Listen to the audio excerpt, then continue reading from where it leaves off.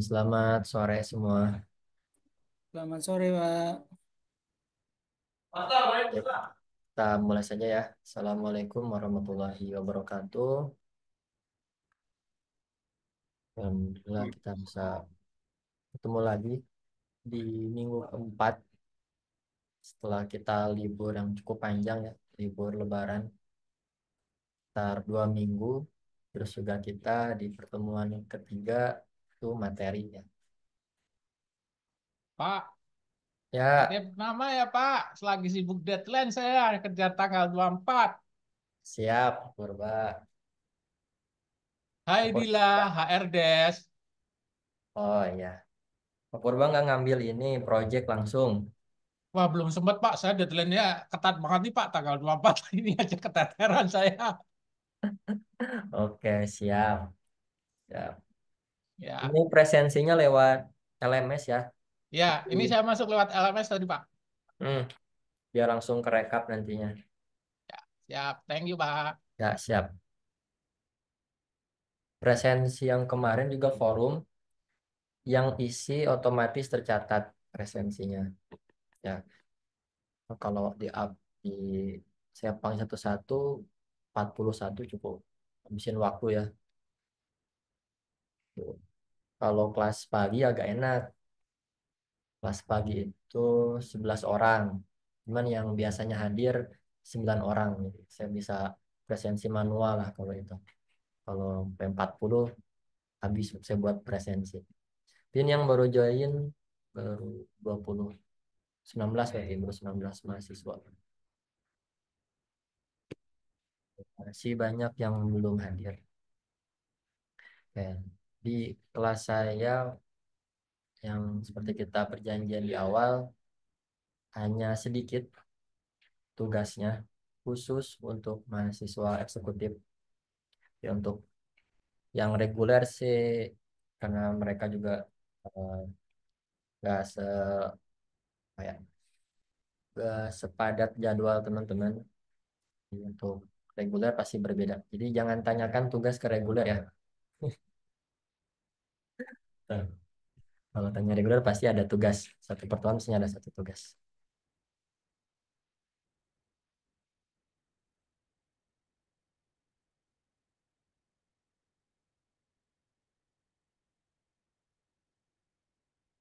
Di pertemuan hari ini kita akan coba bahas lagi materi kedua. Terus juga setelah itu kita akan coba sedikit praktek pendahuluan mengenai Pentau Data Integration. Oke. Nah, sebelum kita mulai, saya mau tanya dulu, udah diinstal belum aplikasi Pentaho-nya?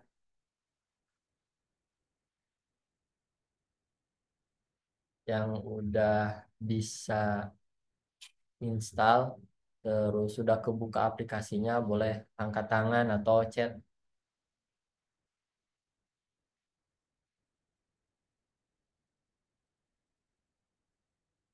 Nah, saya udah punya rencana, Pentaho itu akan kita pakai sampai dengan UTS. Terus setelah itu kita akan sama-sama belajar mengenai Orange. Setelah UTS sampai dengan UAS kita akan fokus di Orange. Mana ada yang sudah berhasil install Pentaho, software yang cukup legend.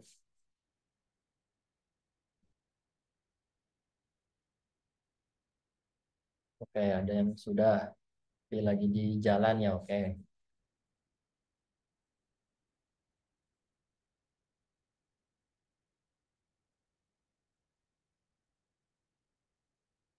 Jawab yang lain, kalau yang belum, jawab belum. Kalau sudah, boleh jawab Pak, saya sudah. Atau Pak, saya sudah coba install, tapi nggak kebuka ya aplikasinya. Kan?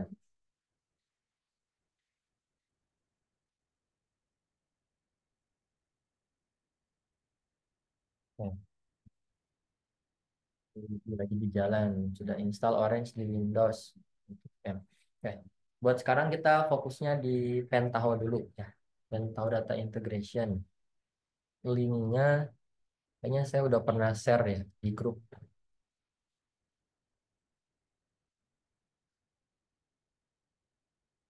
Eh, satu sudah Pentaho, satu yang install Orange, dua yang belum.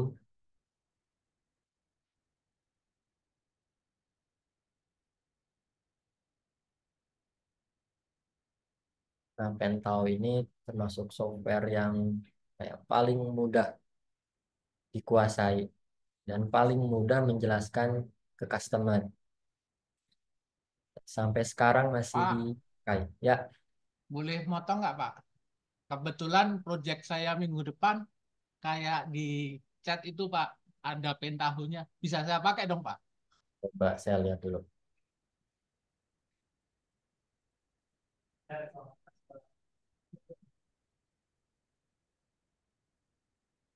Oke, database. Oke, ini ngumpulin dari beberapa sumber database atau Wah banyak satu itu Pak. database? Hmm? Kelihatannya sih banyak. Banyak DB-nya database. aja ada 4 atau 5. Oke. Boleh sih dituangin dulu ke laporan. Kan ada format laporannya tuh. Tuh. Kalau dirasa datanya sensitif, berarti cukup rekapan aja. Oke, sip. Thank you Pak. Kan, ya, tinggal bikin presentasi, berarti di minggu berapa lagi kita ketemu ya? Minggu ke 6 atau 7 bisa dipresentasi. Tuh.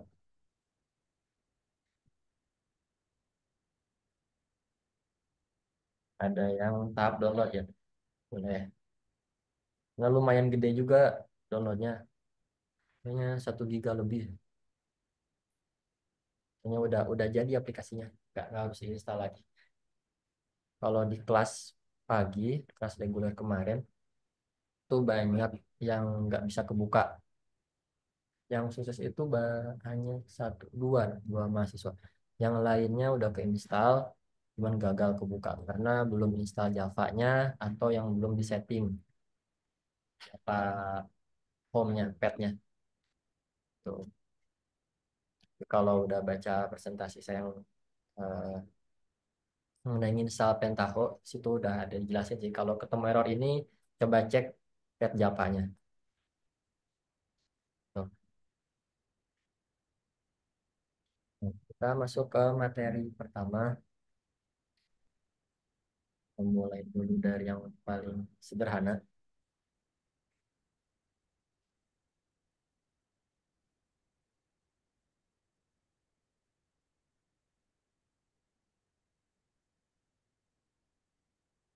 Join 28 dari 41.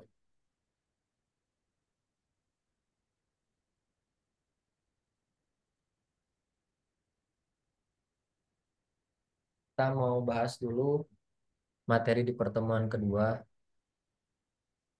mengenai OLTP, OLAP, DSS, Decision Support System, Data Warehouse, dan Data Mart.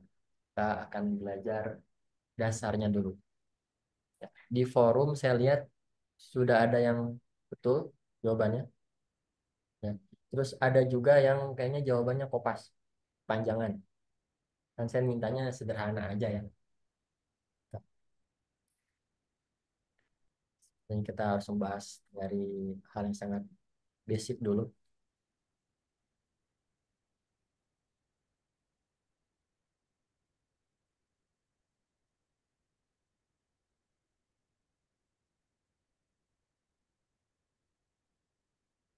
Oh iya, ada yang nggak bisa basic. Ya, karena di LMS-nya harus di set jamnya ya. Tuh, soalnya dia harus cut off buat kayak merekap siapa yang sudah isi. Terus kalau udah isi nanti otomatis jadi presensi.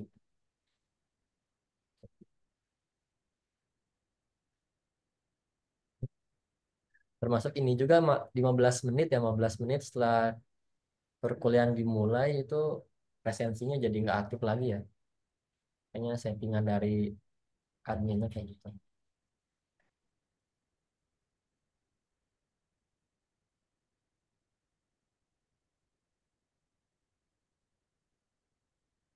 Ya, enggak sih masuk. Ini masuk, masuk banyak.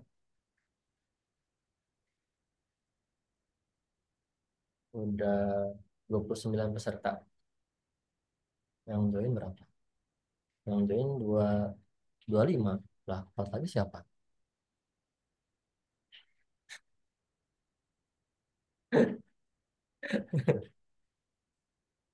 Ya, jangan diklik join, keluar lagi nih.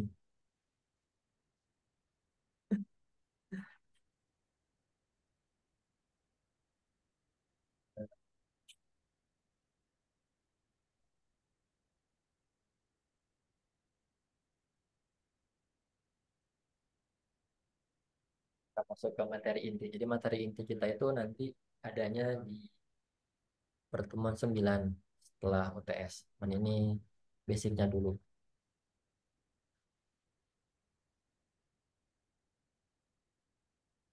Oh, sebelum masuk ke materi utama, saya mau menyampaikan pesan seperti biasa. Pesan dari guru besar, Profesor Dr. Dedi Mulyasana, MPD.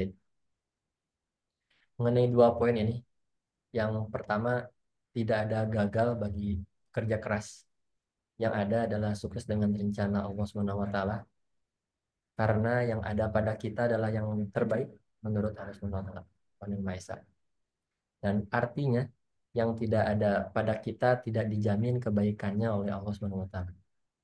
Kemudian yang kedua, ya jangan galau ya, jangan menangis apabila kehilangan dinding untuk bersandar karena masih terbentang luas nanti untuk bersujud. Ini terdengar klise, dan mudah-mudahan jadi motivasi buat kita semua.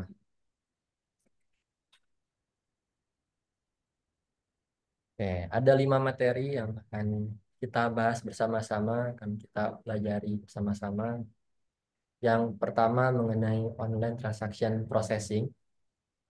Ya, dan ini yang biasa kita gunakan dan ketemu setiap hari. Ini istilahnya mungkin kita suka menggunakan ya aplikasinya, cuman kita nggak tahu ternyata itu termasuk ke dalam jenis transaction processing. Terus yang kedua kita akan belajar mengenai apa itu online analytical processing atau dengan disingkat OLAP. Dan yang ketiga kita akan belajar apa sih itu decision support system atau DSS.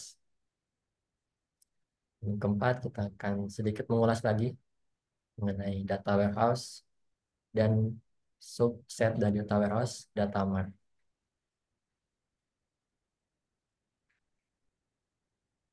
Kita akan masuk materi pertama mengenai online transaction processing. Ini ada kata tulis tuh transaction yang penting berhubungan dengan transaksi, transaksional.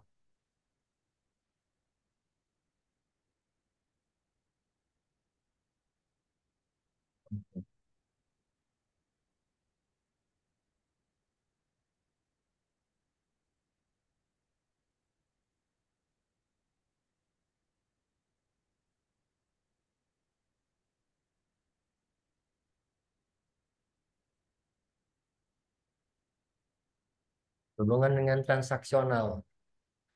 Pokoknya kalau teman-teman lihat kasir, kasir kan menginputkan apa yang kita beli ya, itu ke dalam transaksi. Terus juga kalau teman-teman eh, yang isinya, yang bawa mobil isi bahan bakarnya Pertalite, nah, itu kan harus di scan dulu ya. Itu juga transaksional. Selain itu, contoh lainnya, mungkin teman-teman menggunakan internet banking.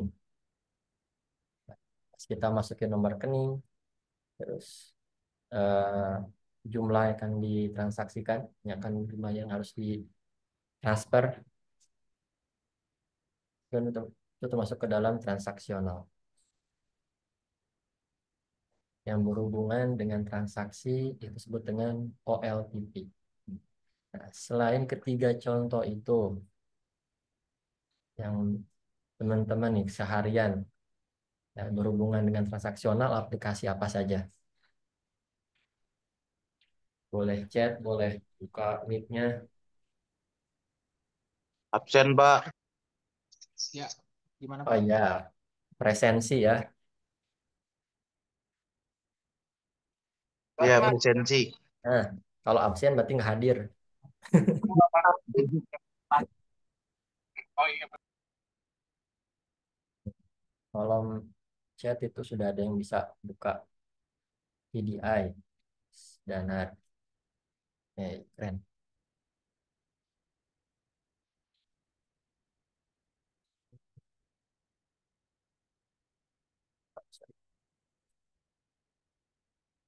Wait dulu.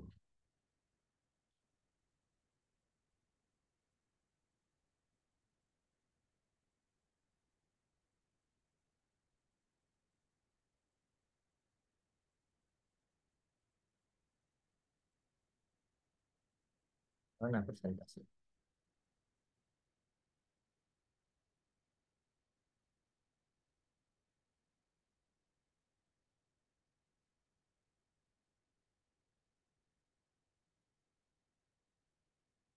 Sebelah kiri ini tadi saya lagi ngetes aplikasi penerimaan peserta didik. Di situ harus memasukkan NIK. Saya searching di Google ternyata banyak yang upload NIK. Lahan pinjol itu, Pak. Dan ini pas saya cek ini emang benar-benar pemiliknya. Ini valid datanya.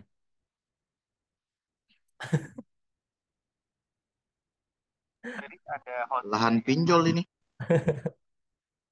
Ini, itu saya coba ini nih, coba yang ini benar karena aplikasinya sudah terintegrasi dengan Dukcapil, bukan Dukcapil lokal juga, bukan Dukcapil kabupaten kota, tapi Kemendagri. Data Indonesia bisa dicek valid atau tidak valid. Terus saya juga pakai yang ya,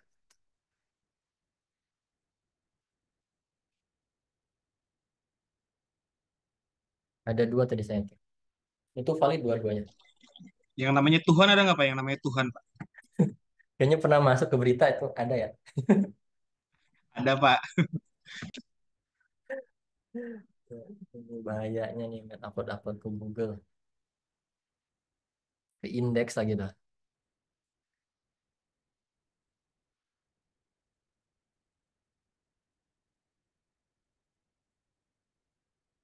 Eh, contoh lain kayak Arjuna Grab ya, pas kita pesan ojol itu motor mobil juga termasuk ke dalam transaksional. Shopee ya yang suka belanja, commerce bukannya yang berhubungan dengan transaksional dan itu real time dengan online transaksional processing. QRIS betul ya, datanya bocor ya, open source ya datanya.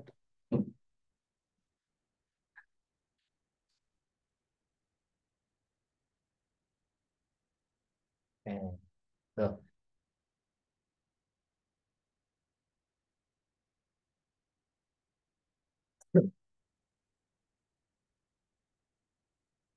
Kalau menurut pengertian dari buku, OLTP merupakan sebuah sistem yang mengatur aplikasi berorientasi pada transaksi, umumnya untuk entry dan pengambilan pada transaksi online. Penjelasannya yang paling simpel ya, kalau kita lihat kasir di minimarket itu dengan online transaction processing. Oke, di sini ada 6 ciri dari OLTP ya, khususnya yang membedakan antara OLTP dengan OLAP. Tuh.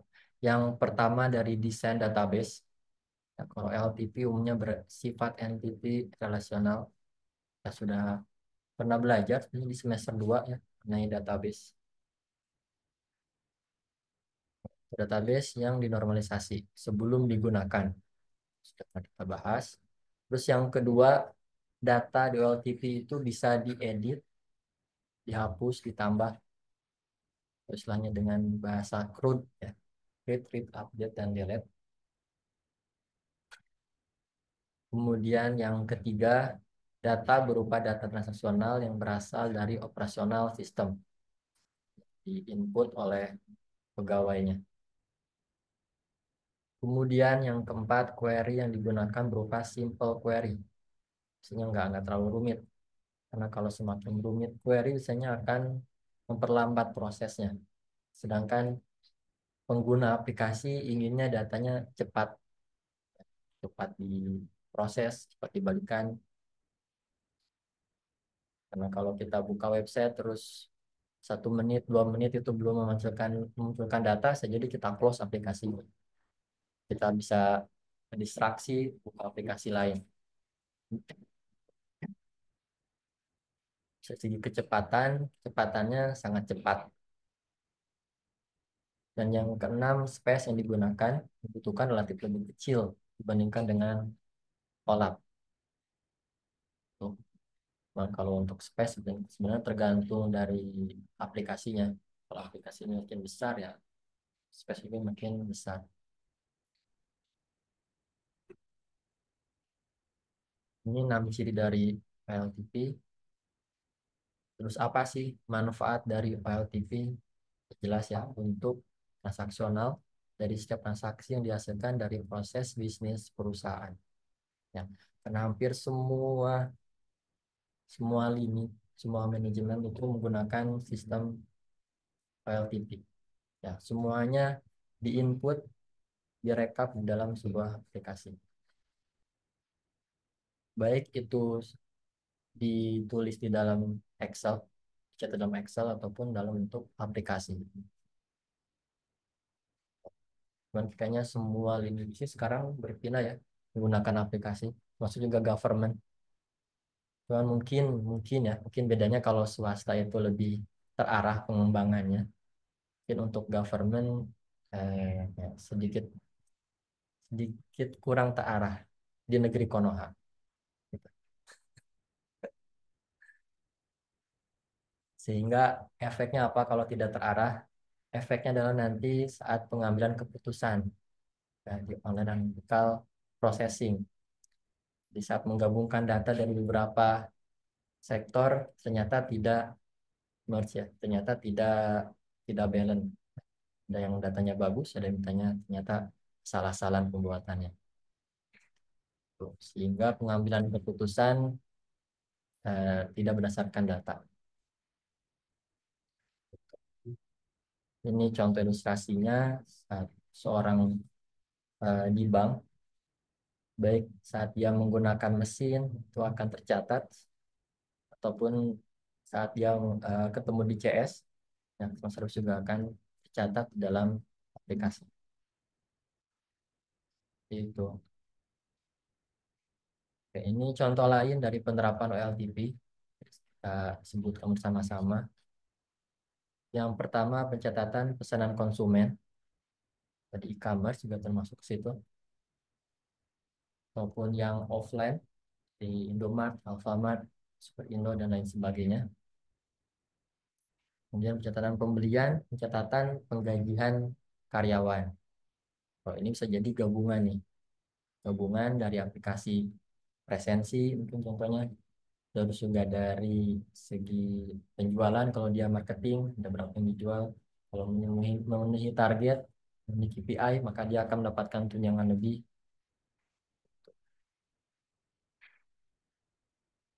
Terus, kayak ada pertanyaan nih. Kalau teman-teman dari sisi user, atau dari sisi pengembang, apakah sebuah software itu harus kekinian? Apakah sebuah software itu harus ngikutin perkembangan UI UX sekarang? Ataukah tidak? Silakan jawab.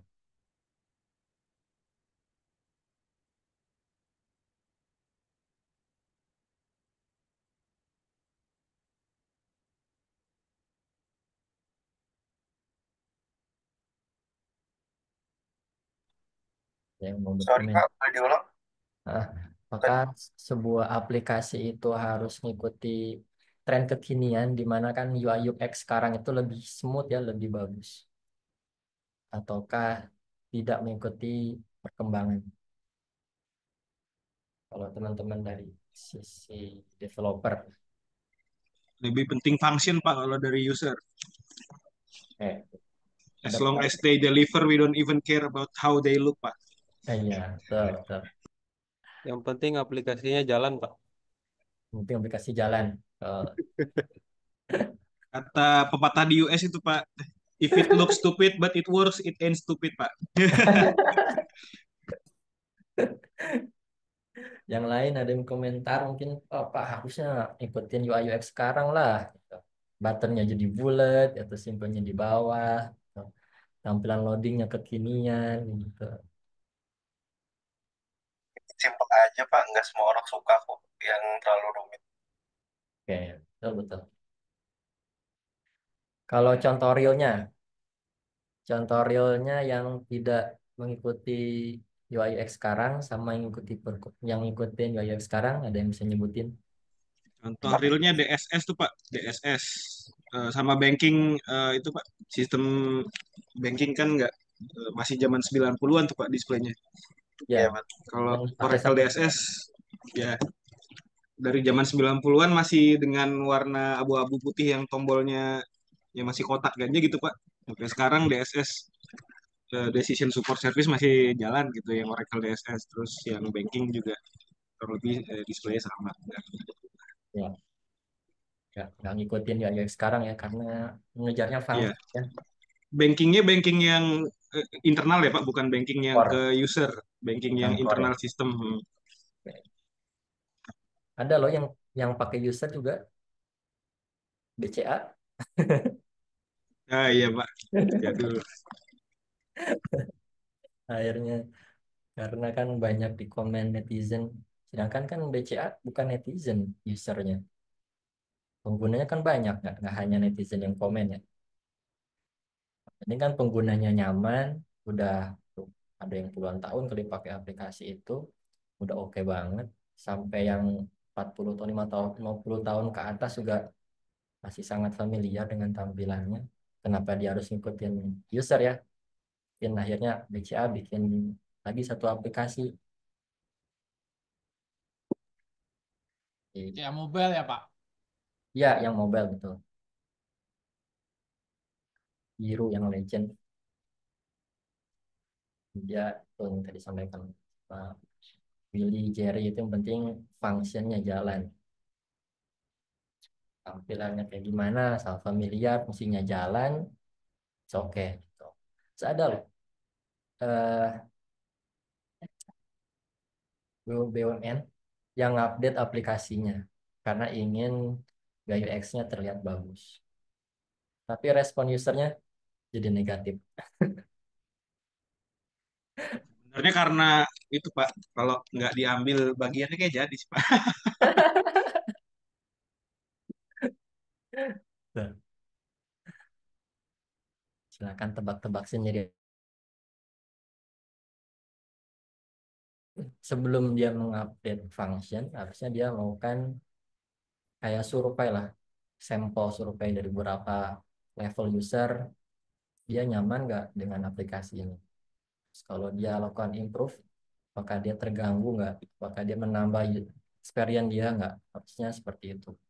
In BCA, pas pengembangan aplikasinya dia mengirimkan survei ke tingkat 40, 50, ternyata masih oke loh aplikasi ini.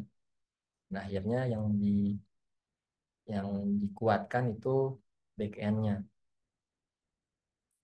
Tuh. Kalau kalau yang itu Pak aplikasi pemerintah itu kan yang kuat jadinya usernya Pak disuruh coding sendiri. Aduh, aduh, aduh, aduh. Parah banget ya. Tolong yang bekerja dengan kementerian kasih info itu. Sampai user suruh ngoding XML lagi ya.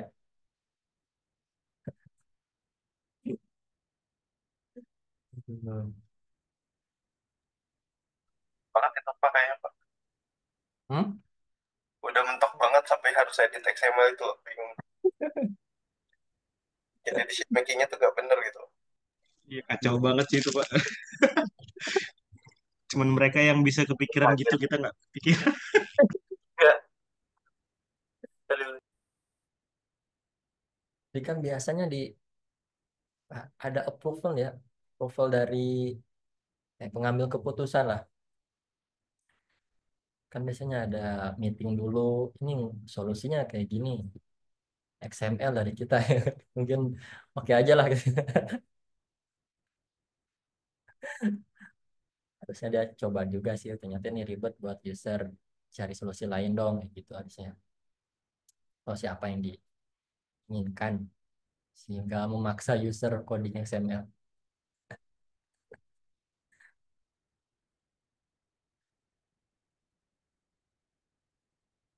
Terus sekilas tentang OLTP, ada yang ingin tanyakan sampai sini, silakan tanyakan.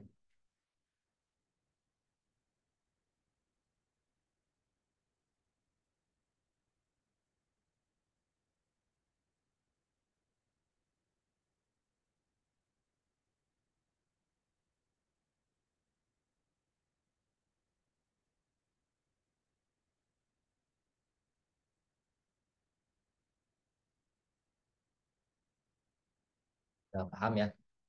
Jangan sampai bingung lagi ya, diminta contoh LTP itu apa. Cari yang paling sederhana aja. Nah, makin hafal seseorang mengenai teori tertentu, semakin sederhana juga cara penyampaiannya. Tuh. Jadi kalau seorang ternyata tidak tahu istilah tertentu, biasanya penjelasannya belibet, ya, dan justru inti atau poin pentingnya tidak tersampaikan. Ya, mahasiswa TI misalkan bisa menyampaikan ke user itu dengan sederhana dan mudah dimengerti.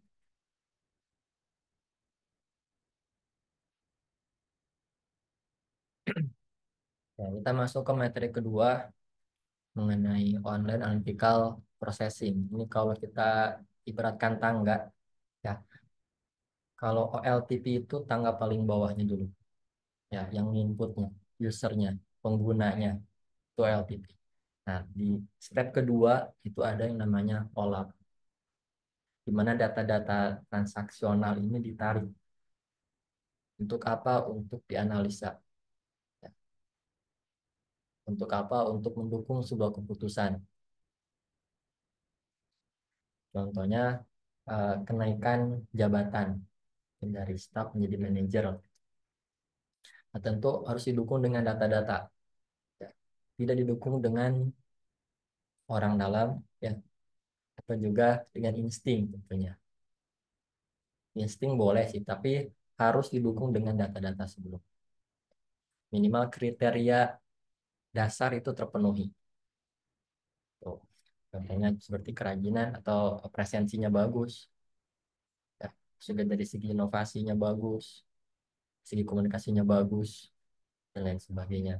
Barulah di situ kalau ada tiga pilihan dan nilainya ini rata dan tidak ada lagi variabel yang bisa kita masukkan menjadi angka, di situ pilih bisa dimasukkan. Tuh. Di tanggal kedua kita akan belajar mengenai online ethical processing.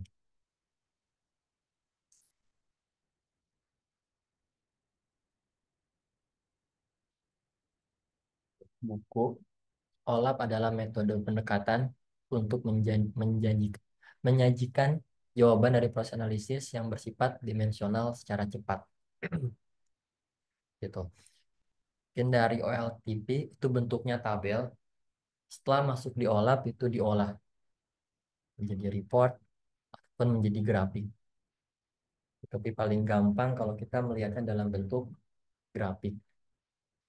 Mungkin grafik sini grafik penjualan, ya, penjualan barang 3 bulan ke belakang atau 3 tahun ke belakang. Lalu dengan data mining kita mau memprediksi apakah di tahun kedua penjualan akan naik. Terus juga eh, kenapa penjualan ini bisa naik? Apakah ada promosi di bulan sebelumnya? Apakah ada eh, kampanye yang menurut user itu sangat menarik, sebagainya. Tuh. Kan data transaksional dan data marketing ini terpisah, digabungkannya lewat OLAP ini.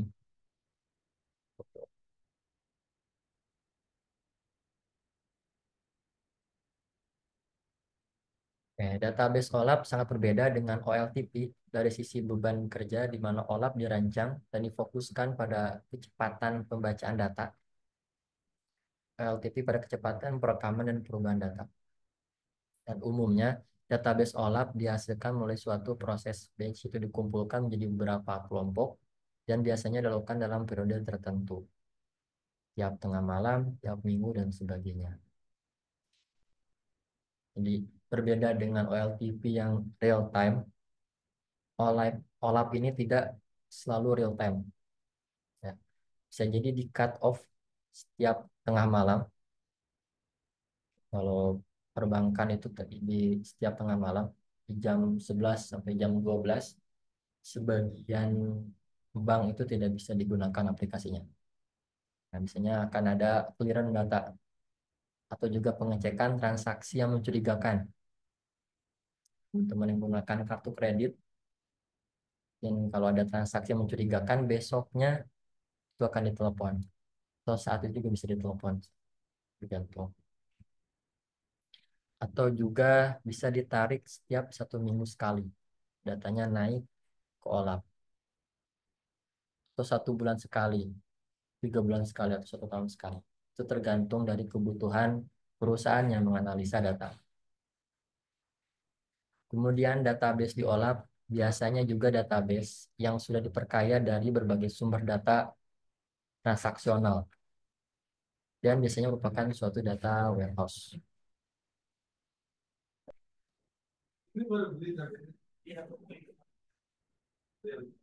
Kemudian OLAP di sini mengandung 2 unsur, pertama mission dan dimensi.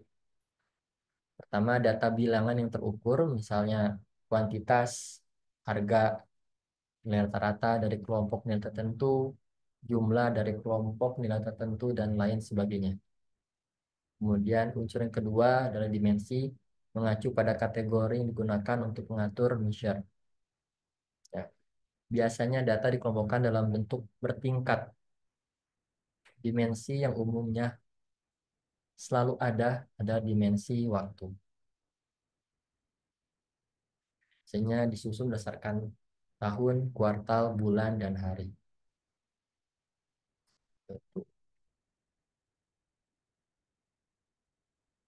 Itu pengetahuan dasar mengenai OLAP. Ada yang ingin tanyakan sampai sini sebelum kita masuk ke DSS? Silahkan.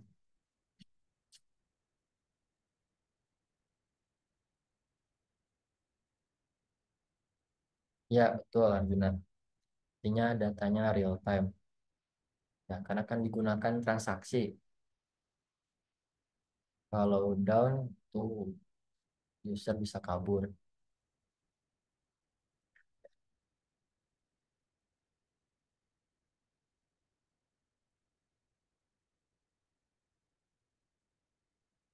Kalau OLAP intinya untuk analisis saja, analisa data.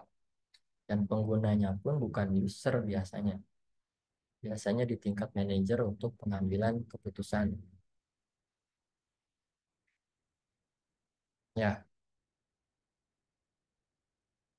tools buat analisanya sebut dengan OLAP. Ada banyak yang bisa teman-teman pakai. Salah satunya bisa pakai Pentaho Data Integration. Dan software yang cukup legend, terus masih digunakan sampai sekarang.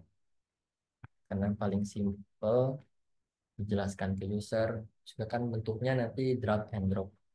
Yang non IT pun bisa menggunakan. Di luar itu ada banyak sebenarnya. Dan terakhir saya lihat status teman saya yang kerjanya di marketing, saat dia menjelaskan ke customernya, itu masih menggunakan Pentaho Data Integration.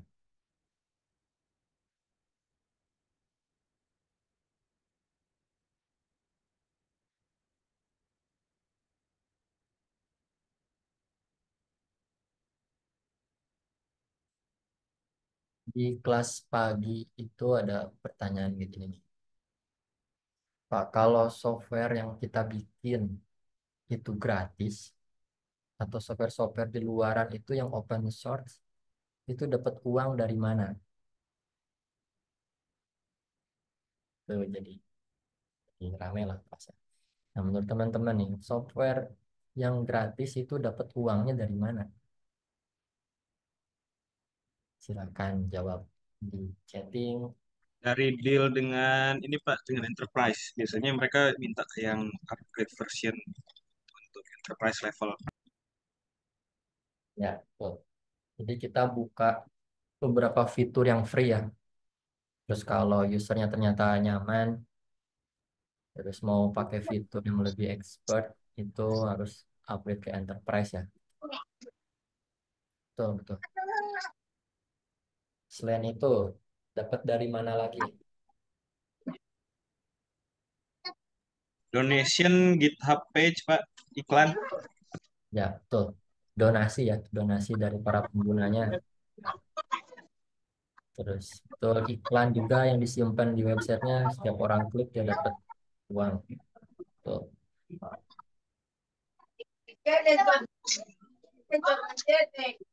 Udah tiga tuh di Boleh. kan.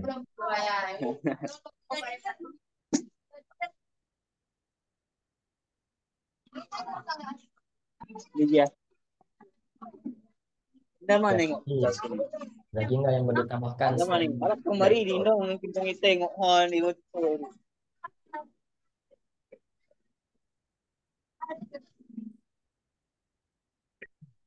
Ada dapat.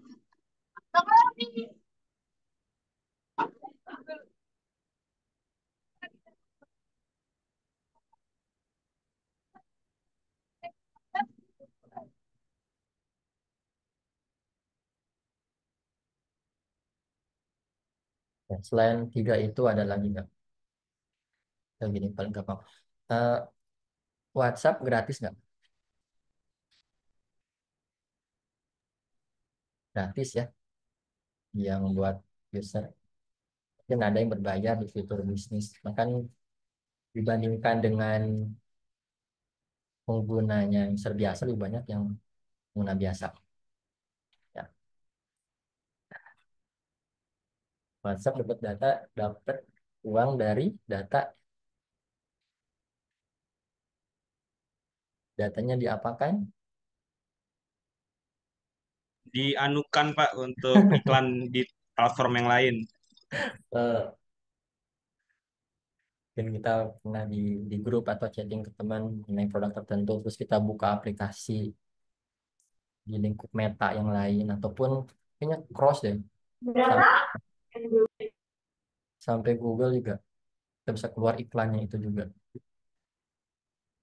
Ya, dari penjualan data.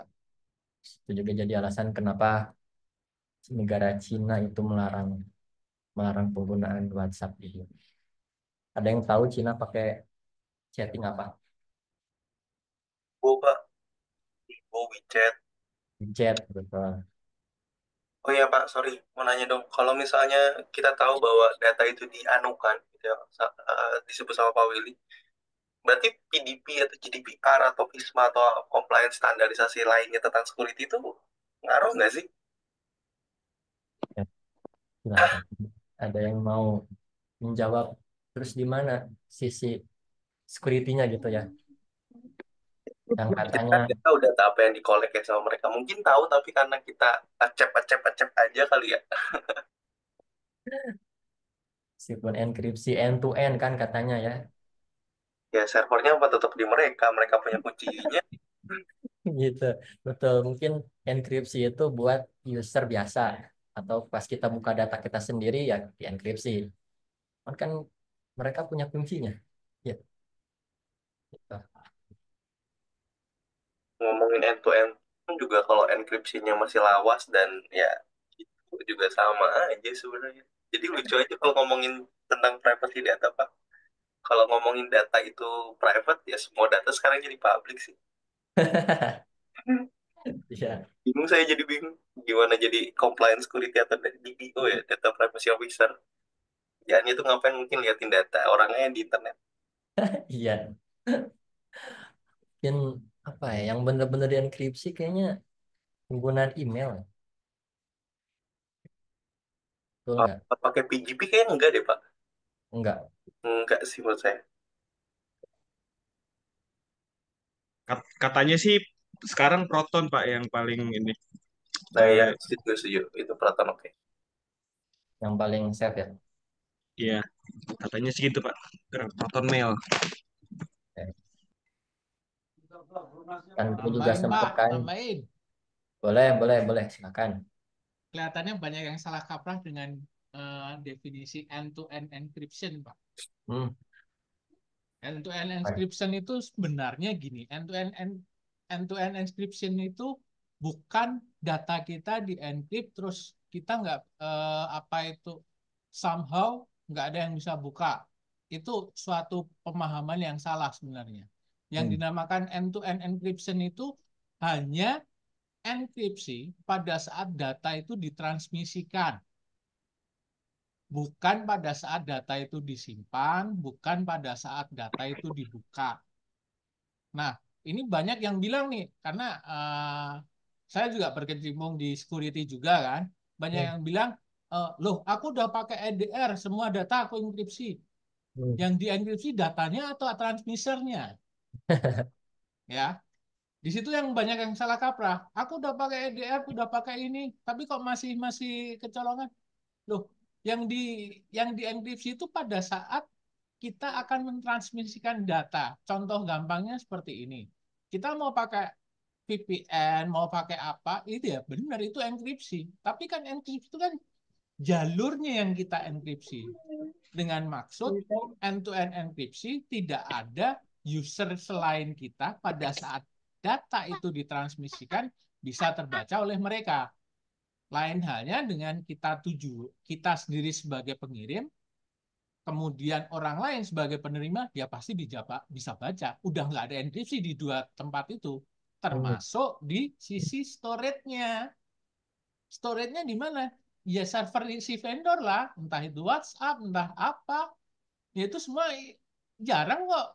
Kalaupun terenkripsi, enkripsinya cuman Ambil di sini seperti kan itu karena kayak aja. gitu. Mereka Soalnya punya, kalau misalkan seperti yang dibilang sama si budget Aditya probation tadi, itu mereka punya di, master key-nya kalau dari juga. budget ketiganya jauh Gitu loh. gitu, nggak Jadi masuk, maksudnya bisa aku nyari eh, di tempat dari lain gitu. beberapa Tapi pengalaman karena kata saya dia setelah ketemu probation orang di itu sini, ya kayak udah kamu banyak di yang masih sini. salah kaprah antara definisi end-to-end Yang luar encrypsi Jakarta sih dengan Kak. full encryption file Tapi itu ada tunjangan beda. laptopnya juga, kan pakai laptop Kalau itu full encryption sama file kita enkripsi, kita kirim transport. apapun Saya itu, mau aku enkripsi sering minta tanda transmission tangan lah, WHO mau gitu, flat jadi text bisa. transmission lah, data itu terenkripsi Jadi kalau sampai di pakai, orang itu terenkripsi kenapa ada juga, jadi sampai itu mah tujuannya, baru kalau ada usernya gitu. kuncinya itu Jadi dibuka. aku minta tanda Nah, tangan ke pihak user itu harus datang tanda tangan invoice, invoice fisik, admin operasional.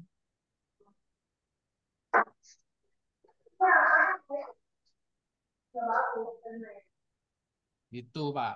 Jadi apa ya, dari pengalaman saya banyak yang terutama nih mereka yang pernah kebobolan, entah itu ransom, entah entah itu apa itu adware, entah itu eh, apa itu apa namanya, ya intinya malware atau Ya kan? apa, selalu bilang loh aku udah pakai EDR atau apa, terus dia ngerasa kalau dia masuk ke kantornya yang remote udah pakai VPN, mau pakai firewall, pakai Nexus lah, pakai apalah, harusnya nggak masalah dong. Ya benar, itu kan selubungnya, ibaratnya kita punya selang, orang nggak bisa ngelihat apa yang ada di dalam selang. Tapi kalau kita berada di ujung ujung keran, ya kita bisa masuk di dalam selang. Ibaratnya kan gitu.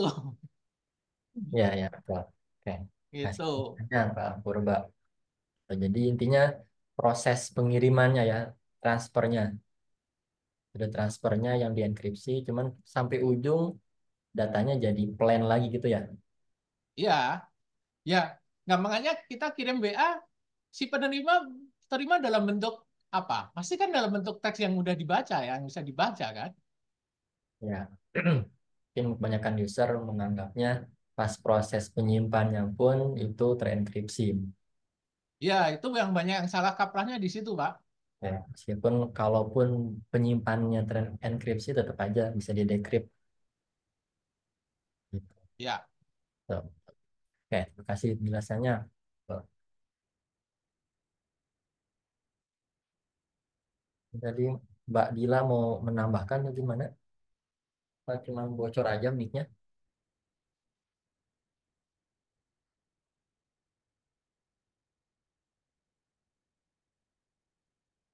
Bocor aja mic-nya. Tadi penjelasan mengenai enkripsi end to end.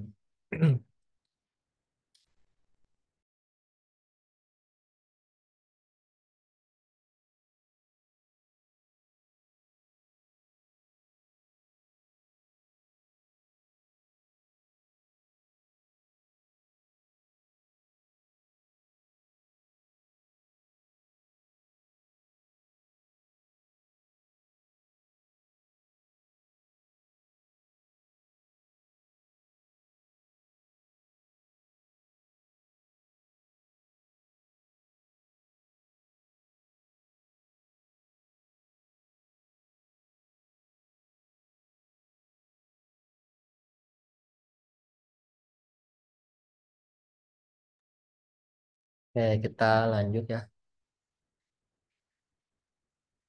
Join sekarang 26, 27 yang sudah presensi itu 38.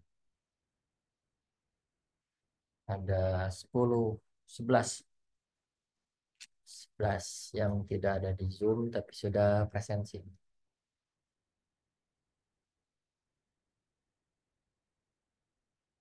Lanjut ke materi DSS.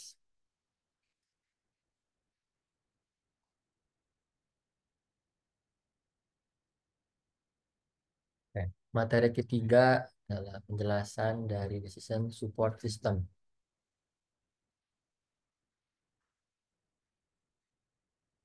Kalau tadi saya sebutkan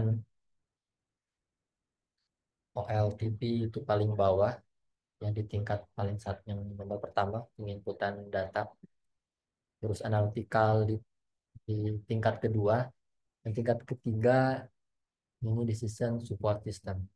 Ya, sistem pendukung keputusan yang sifatnya rekomendasi. Merekomendasikan pengambilan keputusan berdasarkan data-data yang sudah dianalisa.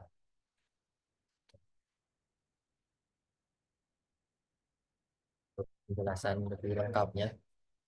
Jadi DSS adalah suatu sistem informasi yang spesifik yang ditujukan untuk membantu manajemen dalam mengambil keputusan yang berkaitan dengan persoalan yang bersifat semi terstruktur secara efektif dan efisien. Sini harus digarisbawahi serta tidak menggantikan fungsi pengambil keputusan dalam membuat keputusan. Gambarannya seperti rekrutmen pegawai atau juga kenaikan jabatan,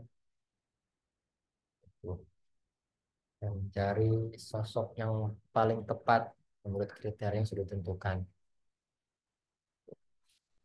Sifatnya rekomendasi, contohnya ada 3 kandidat, tetap mengambil keputusan nanti yang akan memutuskan si A kah, si B kah, atau si C kah yang layak menempati jabatan. Gitu.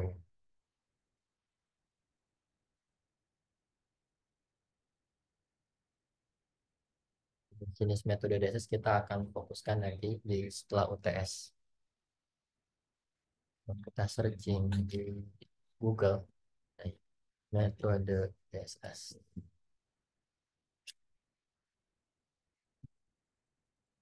Sini ada banyak metode yang bisa kita gunakan untuk menghitung. Ya kan bentuknya itu angka sebenarnya bisa dihitung. Ada beberapa metode yang bisa digunakan seperti SAW atau Simple Additive Baking Method. Terus ada WP yang terkenal, ada Topsis dan HP. Yang bisa paling digunakan itu SAW, Topsis, dan AHP. Analitik, hierarki, proses, metode. Ada banyak sekali. Ada maut, ada multi atribut, utility teori. Apa yang membedakan dari 27 kan bisa lebih ya pada ini. Itu cara untuk mengambil cara untuk merekomendasikan ke user yang ke pengambil keputusan. Dengan SAW dengan AHP yang terus itu berbeda cara perhitungannya.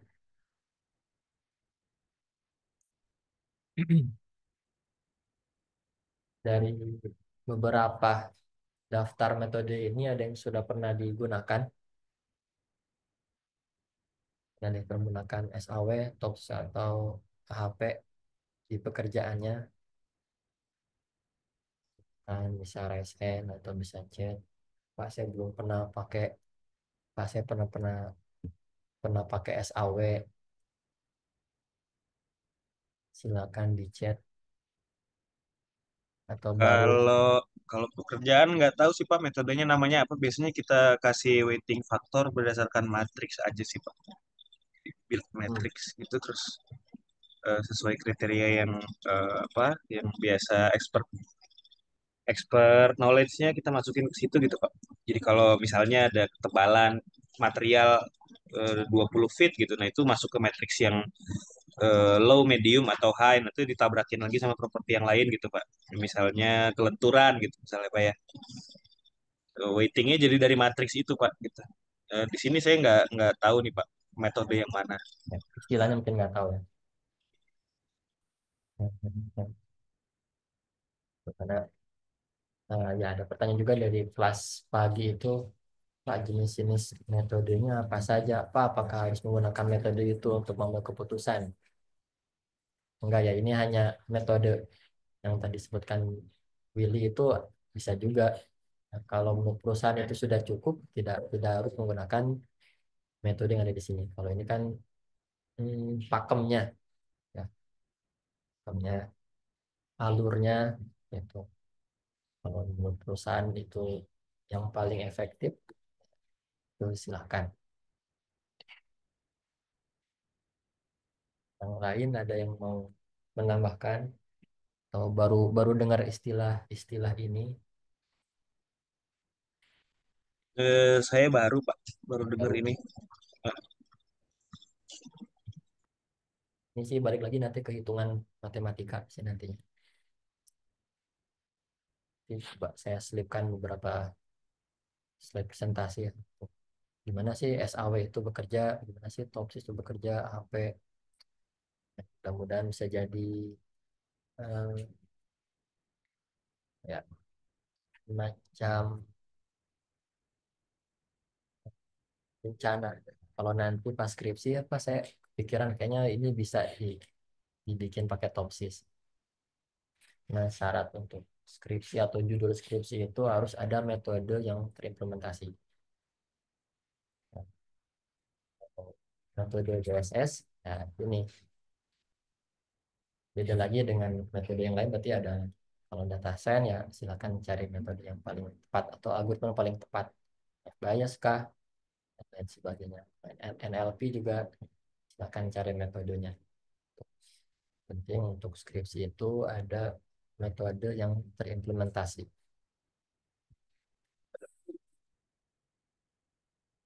Oke.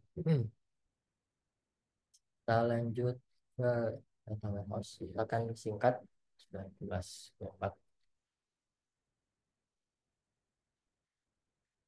Ini untuk mengulang di presentasi pertama kita. Secara singkat, data warehouse adalah kumpulan informasi logis yang dikumpulkan dari database operasional. digunakan untuk membuat BI, Business Intelligence, yang mendukung aktivitas analisis bisnis dan tugas mengambil keputusan. Dan data warehouse, suatu sistem komputer untuk mengarsipkan dan menganalisis data historis suatu organisasi seperti data penjualan, gaji, informasi lain dari personal harian. Di sini ada 4 karakteristik dari data warehouse. Yang pertama berorientasi kepada subjek, kemudian kedua data yang dimiliki terintegrasi, terus yang ketiga data yang disimpan bersifat tetap. Nah, ini perbedaan dengan OLTP. Ya, kalau OLTP karena bentuknya transaksional, jadi masih bisa diedit dan dihapus. Ya, sedangkan kalau sudah masuk ke dalam data warehouse, data itu akan tetap. Memang seharusnya tidak ada lagi transaksional di situ. Fokusnya di analisa. Dan yang keempat dibuat dalam rentang waktu tertentu. Ini menganalisanya 3 tahun ke belakang kah, 2 tahun ke belakang, ataukah cukup dengan 3 bulan ke belakang. Itu beda-beda ya, tergantung kasusnya. Di sini ada beberapa perbedaan antara database dan data warehouse. Yang pertama dari segi tujuan, dan ini sudah jelas. Terus metode pemrosesan, dari penggunaan juga berbeda. Kalau transaksional, yang kita bahas panjang lebar ya, transaksi user, merekap sebuah transaksi user. Untuk data warehouse ini lebih ke analisa data. Dari segi ketersediaan, transaksional itu harus selalu tersedia, ya, real time. Kalau bisa dikurangi downtime-nya. Kalau data warehouse bisa jadi real time, ya, bisa jadi real time, bisa jadi tidak real time. Dan orientasi yang kelima, storage, tipe data, tipe query, dan ringkasan data. Perbedaan antara database dan data warehouse. Dan di sini metodologi merancang data warehouse ada 9 tahap. Ini menurut buku Kimball dan Ross, ini buku yang fenomenal. Kalau teman-teman baca data warehouse business intelligence, di setiap buku merujuknya ke sini.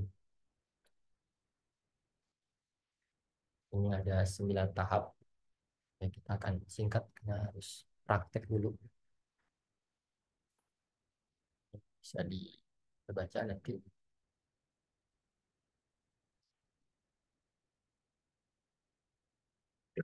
Jadi materi terakhir mengenai data mart, ini adalah subset dari data warehouse. Kalau yang paling sederhananya itu mendukung kebutuhan pada tingkat departemen atau fungsi bisnis tertentu dalam perusahaan. Kalau digambarkan seperti ini.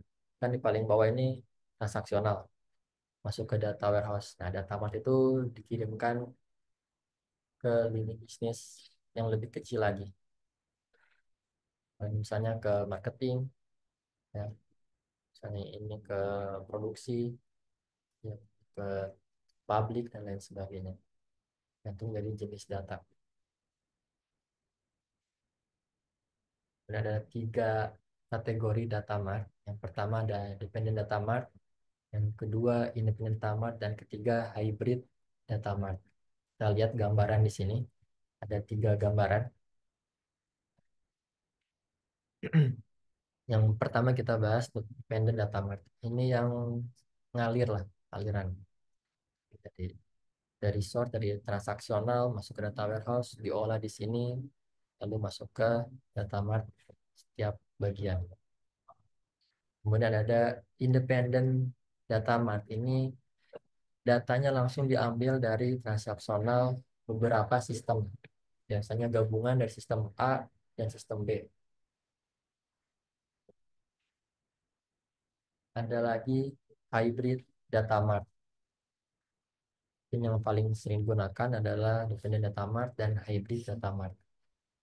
Kalau hybrid data mart, ini data yang dari departemen diambil dari transaksional dan juga diambil dari data warehouse. Oke.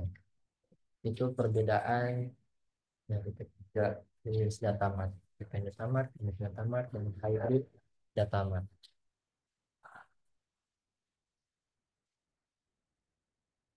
Untuk langkah-langkah membuat data mart,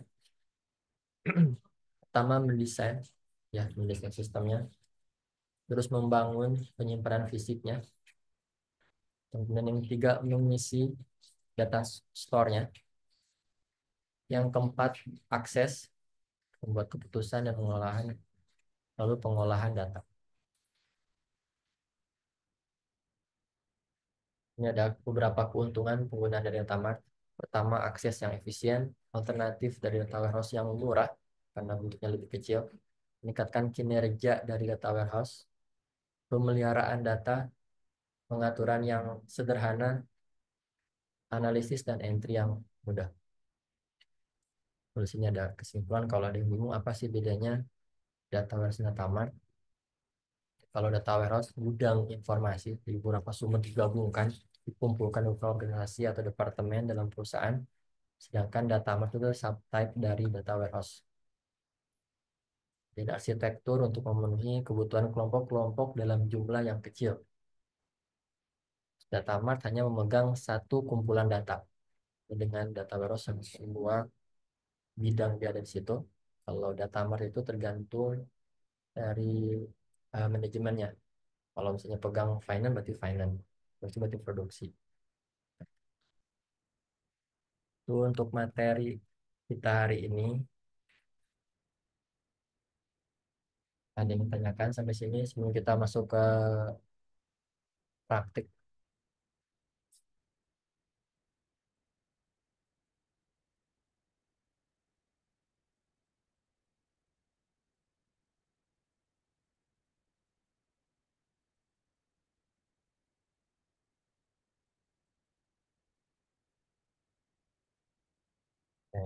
Biar 39 cuma 2 orang yang absen. Pak Yusuf, Oke, Pak, mau silakan. diskusi aja Pak. Ini Boleh. kan kita ngomongin tentang data, business intelligence, dan lain-lain seperti itu. Kan kita tahu nggak semua perusahaan itu bisa mengimplementasi ini ya, dimana mungkin dari SDM-nya ataupun SDA-nya. Tuh. Pak Yusuf pernah ada pengalaman atau best practice atau mungkin dari experience Bapak sendiri, gimana cara ngubah perusahaan yang menengah ke bawah untuk bisa improve ke business intelligence ini gitu, yang menggunakan ya mungkin beberapa teori software dan praktik sehingga mendukung uh, perusahaannya gitu. Ada nggak sih dari Bapak sendiri supaya mereka tuh improve gitu? Kalau kita kan mungkin teknologi orang IT ngerti lah alasannya apa, tapi kan kita nggak kadang nggak ngomong sama orang IT ya. Susah untuk mengubah itu gitu. Ada dari Pak Yusuf mungkin best practice-nya atau experience Bapak mengubah budaya seperti itu. Maybe. Tuh. Tuh. Karena yang sulit itu justru merubah budaya kerja ya, dibandingkan kita membuat aplikasi, buat proses tertentu. Yang paling sulit itu justru merubah budaya, betul. Yang pertama itu juga kejadian di saya. Yang harus dipegang itu justru mengambil keputusannya atau manajer paling tinggi lah. Kalau di swasta yang direkturnya, tentunya pengen berubah atau enggak. Tuh. Kalau hanya bawahan yang berubah di level staff itu akan sulit merubah budaya kerja. Tapi kalau dari atasannya sudah mau berubah ke arah situ, maka disupport dengan IT, maka terciptalah sebuah budaya kerja baru. Nah, pengalaman saya implementasi, mungkin beberapa juga sudah implementasi di perusahaannya masing-masing. Eh, Waktu itu saya implementasi aplikasi di lingkupnya bukan OPD lagi, bukan perangkat daerah lagi, tapi lingkupnya sudah kementerian. Ya.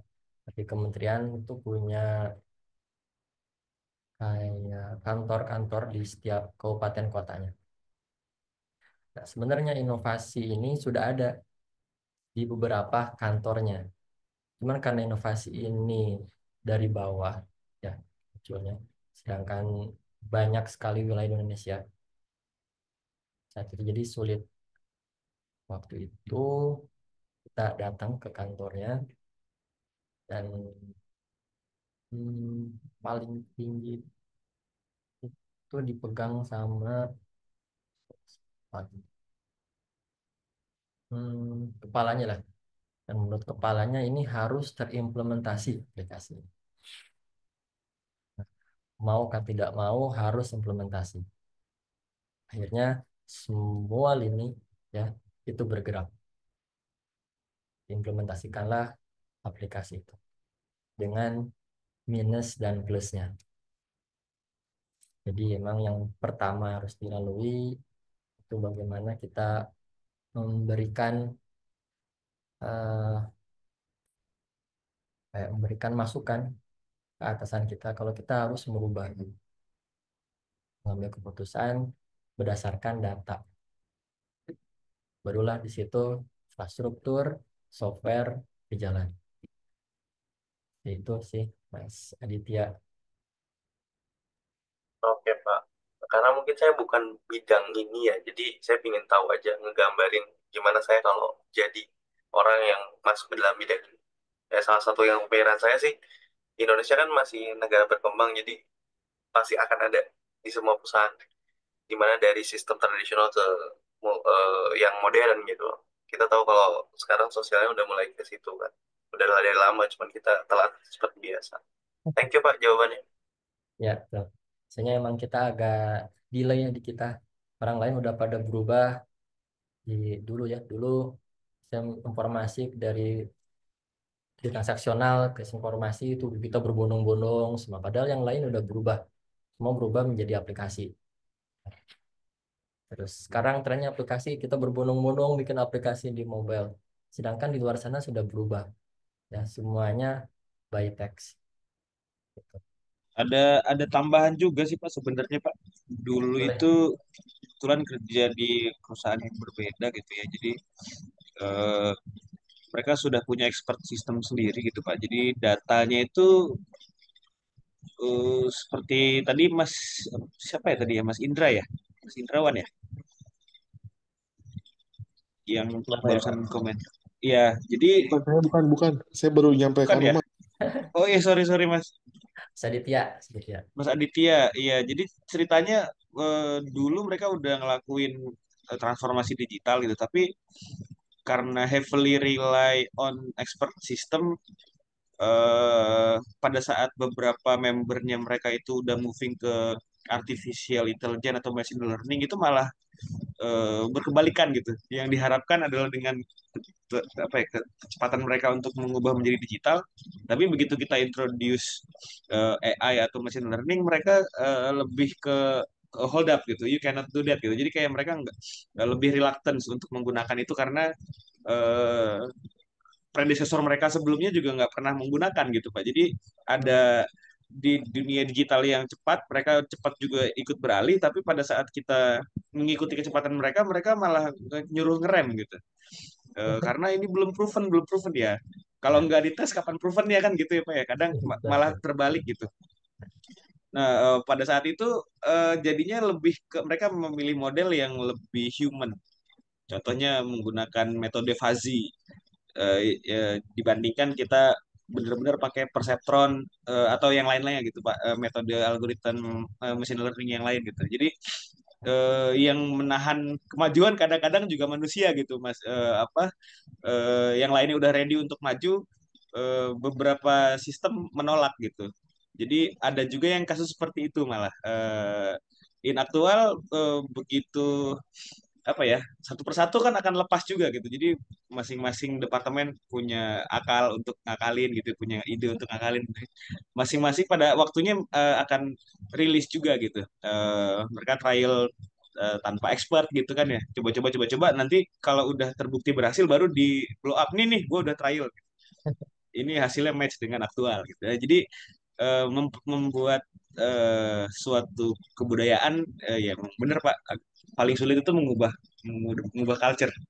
Ya, Kalau mengubah digital, kalau menurut saya pasti banyak apa ya, personal di sana yang mau untuk eh, volunteer gitu ya, volunteer untuk mendigitalisasi itu pasti banyak gitu. Cuman culture dalam sistem itu kan harus semua sepakat untuk berubah gitu, nggak bisa kita aja yang majuin gitu. Jadi kalau apalagi kalau secara expertnya menolak, ya kita yang ada di bawah ini ya akan iya aja gitu. Agak susah untuk menjadi arus kecil yang berlawanan arah dengan mainstream gitu. betul, betul. Ya Pak Willy ya, mereka ya, dengan konsep yang baru itu. Iya, memang agak sulit, bahkan ya itu mereka pakai DSS itu udah lama banget dari tahun 2000, sebelum 2000-an mungkin. Dan sampai sekarang masih DSS yang tahun itu nggak diupgrade-upgrade, sampai sekarang masih dipakai. Ya gitu, kurang lebih. Tapi ya datanya ya gitu aja gitu, cuman di DSS aja. Nggak boleh diapa-apain. Maksudnya boleh, cuman ya lu aja yang make, nggak akan dideploy ke jadi suatu yang best practice gitu. Kayak gitu. Gitu Pak, makasih Pak. Ya, sih tambahannya. Jadi, ya, butuh butuh kebijakan dari atas ya, baru budaya kerja sedikit-sedikit berubah. Mungkin bisa sih sedikit-sedikit dari bawah. Iya, kita dari bawah itu cuma membuktikan yang kecil. Ya, eh ini loh, saya bawa yang kecil ini sesuai gitu dengan expertnya kamu gitu. Dengan informasi yang kamu berikan itu sejalan dengan yang diberikan sama learning yang kita create gitu. Jadi intinya ya jangan sampai mengeliminate human correction gitu Pak. Tadi kan di SS itu kan fungsinya ya itu ya, tidak mereplace human function ya Pak ya. Ya, salah betul. satunya gitu. Nah, itu mungkin reluctance-nya adalah dengan melepaskan algoritma yang liar itu, memberikan rekomendasi itu, mereka berhati-hati di situ gitu. Karena kalau udah faktor remote kan, kalau kita percayakan sama machine learning, jadinya tidak ada eh, eh, tidak bisa ini apa namanya Pak, bisnis tidak bisa diaudit gitu Pak, pada saat terjadi suatu kesalahan gitu ya. Bisnis proses auditnya jadi ke gray area gitu. Mungkin itu yang mereka khawatirkan. Jadi nggak mau langsung terlalu cepat untuk lompat ke AI. Padahal dari 2010-an itu udah beberapa orang yang pernah kuliah di overseas itu membawakan konsep itu, tapi ya tetap tidak di deploy gitu Pak. Baru 2020-an aja yang oke, everybody is using machine learning. Oke, kita coba gitu. Terus juga balik lagi sih ke pribadi pemimpinnya. Ada yang suka dengan inovasi, ya bukan berarti pemimpin itu hmm, kayak hmm, ngasal masuk aja gitu gitu. Cuman kan ada beberapa juga yang lihat dulu, baca dulu, ternyata inovasi ini emang nextnya bakal ke situ. Jadi dia bertekad buat merubah eh, budaya kerjanya. Dan ada juga yang hati-hati, nunggu yang lain dulu. Oh yang lain sukses, oke kita ikut. Ada juga yang gitu. Lagi ke kepribadian pemimpinnya.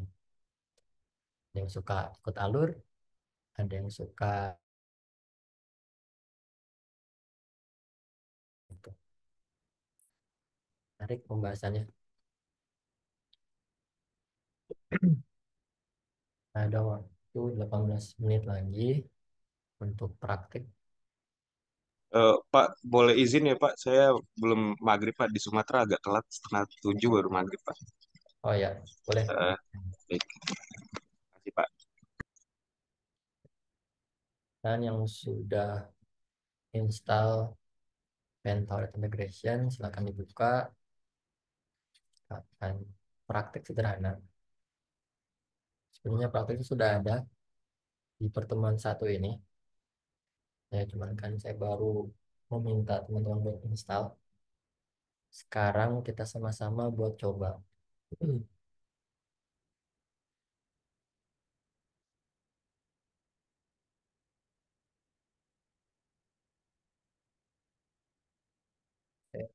Slide itu katanya tahun kemarin, 2 tahun kemarin. itu masih ada di Hitachi Data System. Nah, sedangkan kalau teman-teman akses sekarang, itu sudah berubah lagi dan tidak menyediakan versi community-nya ternyata. Di yang saya share itu link GitHub, itu yang dulu adanya di Hitachi. Apa sih sama aja.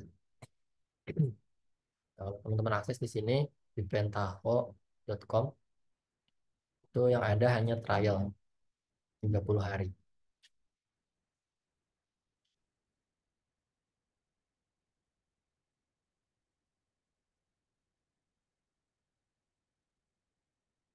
Jalan di swasta pun bisa jadi yang versi Pentao ini.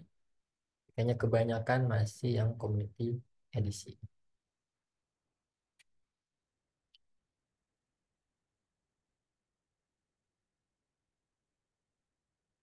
Kalau teman-teman sudah berhasil download, nanti akan seperti ini tampilannya. Oke, ada 1,8 ternyata ukurannya yang versi 9.2. Ya, silakan di unzip.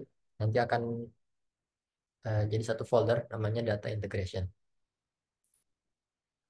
Ini tampilannya.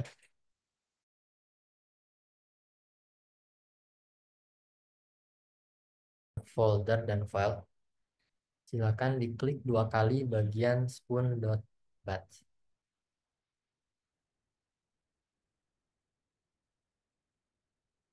Oke, silakan Mas Solet. Kalau teman-teman pasti klik 2 kali spoon.bat-nya itu muncul error, nah, berarti belum diinstal atau belum di set Java-nya. Ini sudah dipindahkan juga linknya, bukan di sini. Tapi silakan searching bagaimana cara melakukan set Java Home ya di variabel komputer. Nah, kalau berhasil buka, kan seperti ini tampilannya. Tadi di chatting sama siapa itu?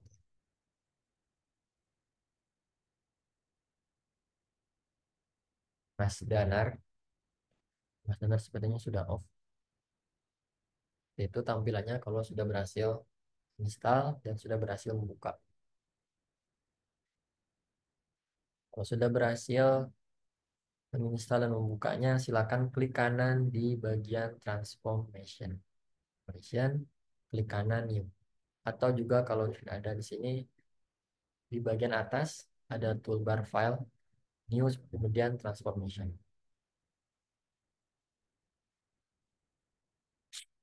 Oke. Kemudian untuk lingkungan kerja transformation, ada menu pull down sini, ada toolbar dan kumpulan step. Nah, ini membedakan antara software Pentao dengan software yang lainnya. Ya, di sini ada banyak sekali step. Ya, kita cukup buka folder ini, terus tarik stepnya, masukkan ke ruang kerja.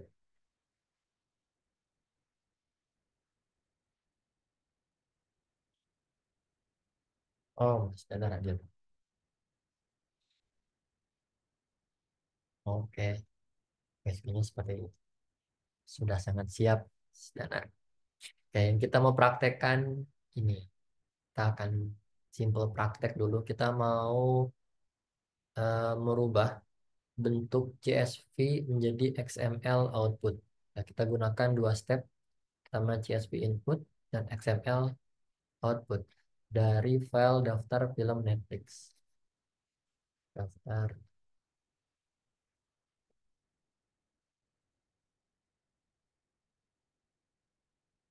Kita ambil dari website Google.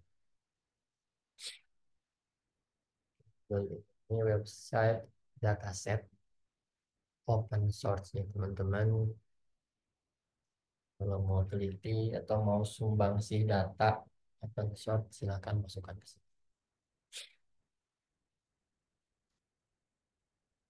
Gunakan file ini, silakan download sini.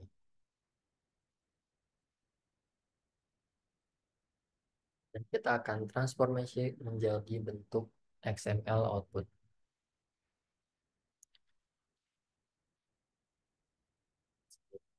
Karena dulu Pentaho hanya support Linux dan Windows, akhirnya saya pakai Microsoft Remote Desktop kan. Desktop Windows.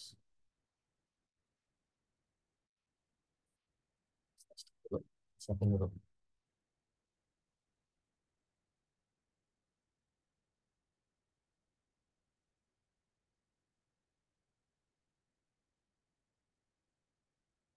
Share.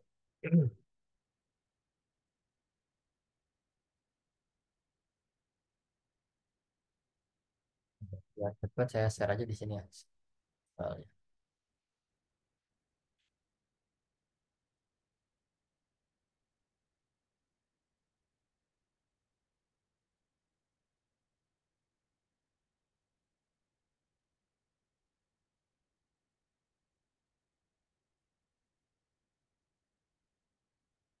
Silakan download terus unzip.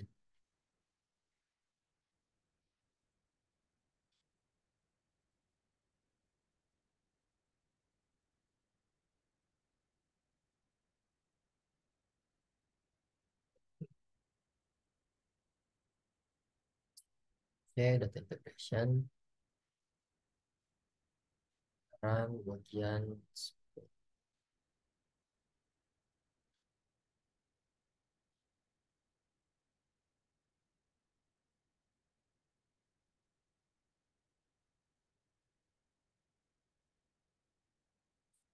benar lumayan berat filenya.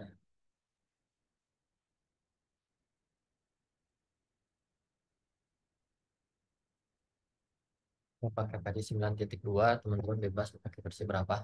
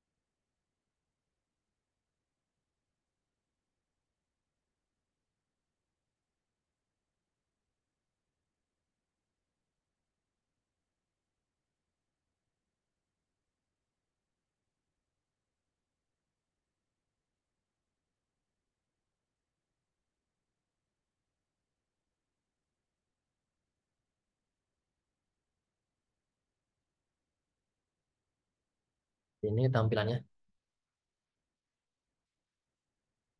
Animation, terus klik new. Ini tampilan sangat-sangat sederhana. Cari di input, cari step yang namanya CSV file input. Klik dan drag bagian sini. Kemudian klik 2 kali. Ini daftar film Netflix. Kita cari filenya.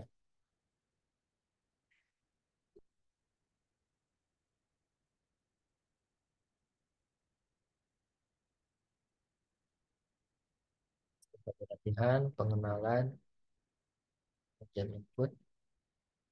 Ini. Kemudian di inputan ketiga ada delimiter. Nah, pemisah. Kan CSV itu ada yang pakai koma, ada yang pakai titik koma. Nah, kebetulan kita pakai ini yang delimiternya koma. Tidak perlu dirubah. Kemudian klik Get Field.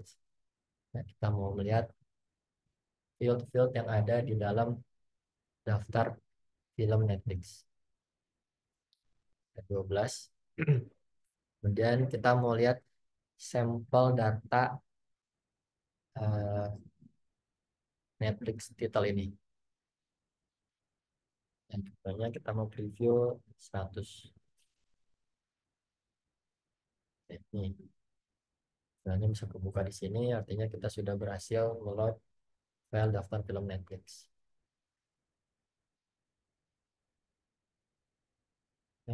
Close. Kita klik OK. Oke. Step kedua adalah kita pakai output ya. Outputnya XML output.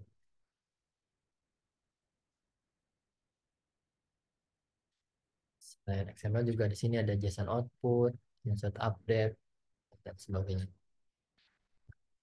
Kemudian setelah kita menarik step kedua, kita gabungkan step 1 dan step kedua. Klik yang icon sini. Yang hubungkan. Nah, garis penghubung ini disebut dengan hop namanya. Klik 2 kali di step kedua. XML output tar film. Kemudian yang harus kita set adalah inputan file name. Browse. Call chase simpan di sini. Latihan jalan output misalnya latihan malam .xml. Jadi ini outputnya seperti ini nanti. Close, kita klik OK. Kemudian nah, agar data ini transformasi ya berubah menjadi XML, kita harus merun step yang sudah kita buat ini. Caranya klik di sebelah sini, bagian tools, terus ada icon run. Sebelum run, ini kita harus melakukan save transformasi yang sudah kita buat. Klik yes. Dan latihan malam. Tipenya Kettle Transformation .ktr nantinya.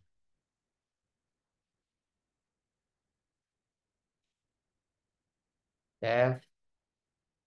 Tunggu sampai ada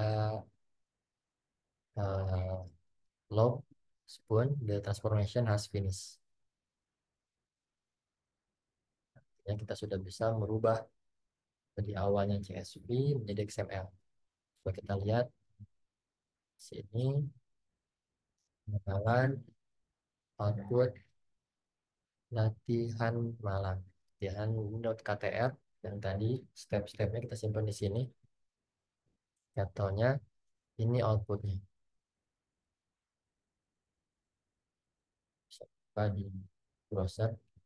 Kebetulan defaultnya masih IE.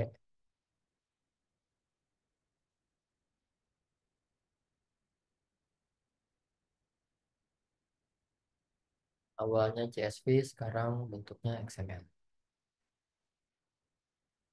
Nah, sederhana pengenalan kita menggunakan aplikasi Pentaho.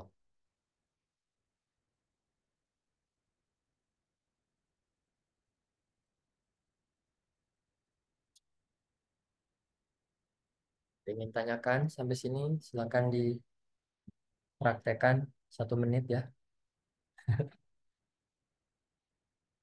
Yang sudah boleh screenshot terus masukin ke chat.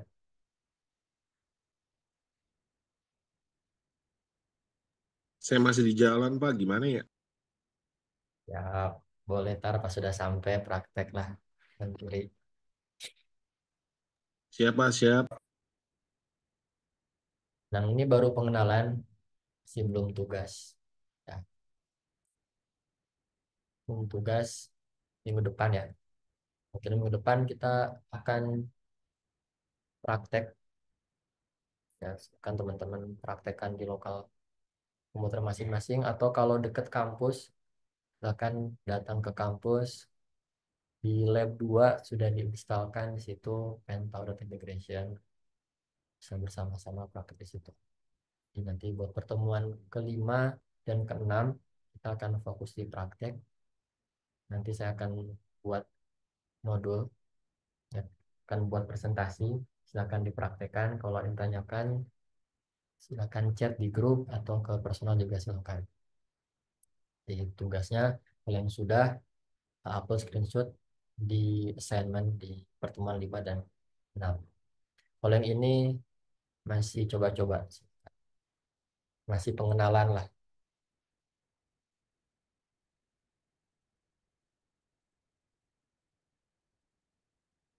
sedang praktek.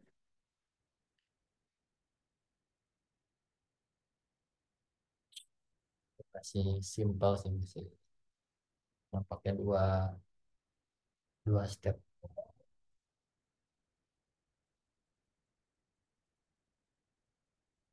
Yang lagi praktek terus kesulitan boleh chat juga. Atau tadi udah ketinggalan di step berapa kan?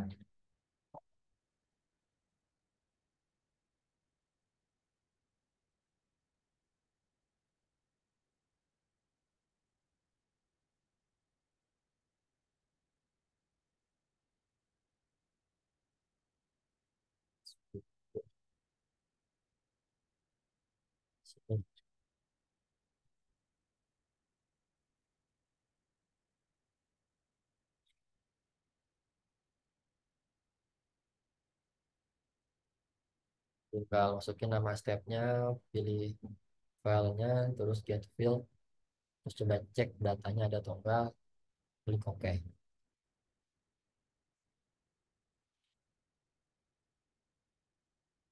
Praktek silakan lanjutkan.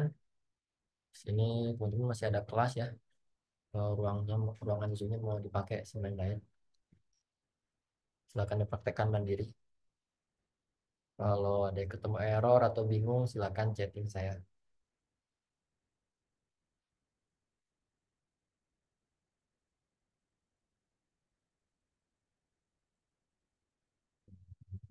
Itu saja dapat saya sampaikan. Dan mudah-mudahan foto kita semua, oh ini udah berkurang nih persen, tinggal 24 dari 30 sekian. Aduh, masih nyangkut nih problem di kantor, Pak. Sorry ya, Pak. Apa?